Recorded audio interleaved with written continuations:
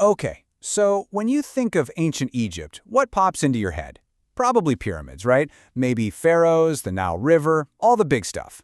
But we're going to talk about a totally different figure. Someone a little smaller, a lot furrier, and way more mysterious. Someone who quietly became one of the most powerful forces in all of Egyptian life. You know, we always imagine armies and powerful pharaohs as the guardians of a civilization. It makes sense.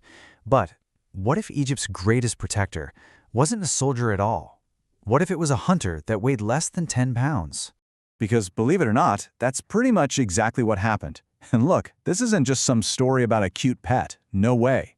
This is the story of how a seriously skilled predator ended up forging a partnership with humans, a partnership that would go on to shape an entire civilization. We're talking everything from their economy right up to their gods. All right, so where does this story even begin? Well, it actually starts not with a cat, but with a problem, a huge problem, one that threatened the very foundation of Egyptian society.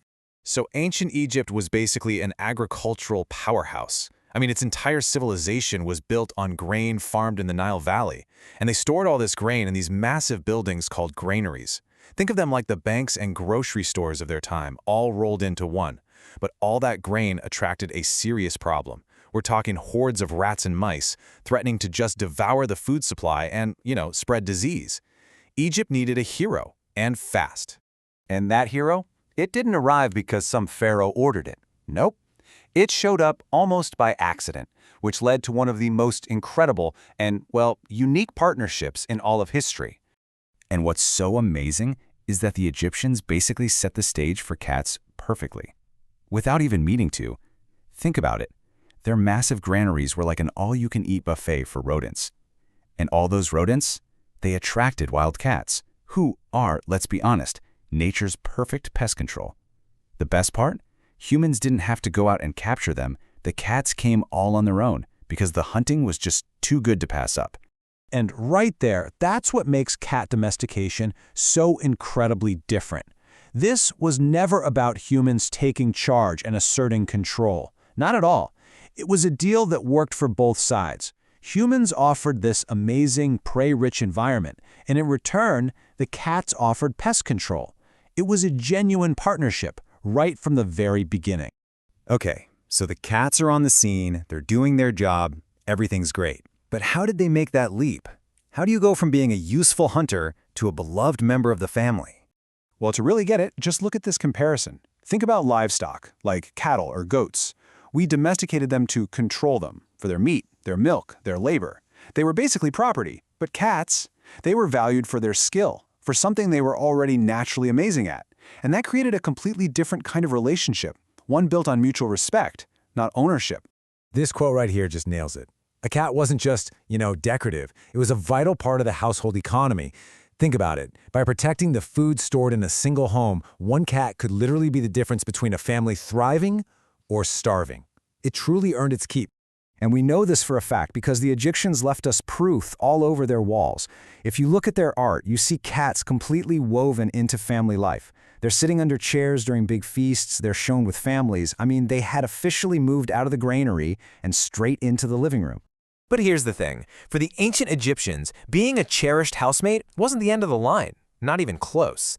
The cat was on a journey to something much, much bigger. We're talking divinity. You have to remember, the Egyptians were incredible observers of the natural world. And when they looked at the cat, they saw this amazing combination of qualities. They saw this elegance and calm, but also this explosive speed. They saw how fiercely protective they were, but also how fascinatingly independent and mysterious they could be. And this is the crucial leap they made. In the Egyptian mind, these powerful, almost contradictory traits, being calm one second and deadly the next, being affectionate but also fiercely independent, these weren't just animal behaviors anymore. No, these were the qualities of a god. They saw a reflection of the complex nature of the gods themselves right there in their homes. All of this admiration eventually came together in the goddess Bastet. And the connection here is it's perfect, really.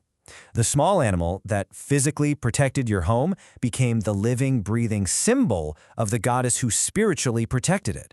The everyday and the divine just merged into one. So there you have it. The cat had officially conquered Egypt. It went from a humble pest controller to a literal divine symbol. But its story was far from over. In fact, its journey was about to go global. So that same skill that made cats so valuable back in the granaries, it also made them absolutely essential on trade ships. I mean, it makes perfect sense, right? They were brought on board to protect the cargo from rats and mice. And as these ships sailed all over the Mediterranean, cats would hop off at new ports, spreading all through the Roman Empire and eventually across the entire world.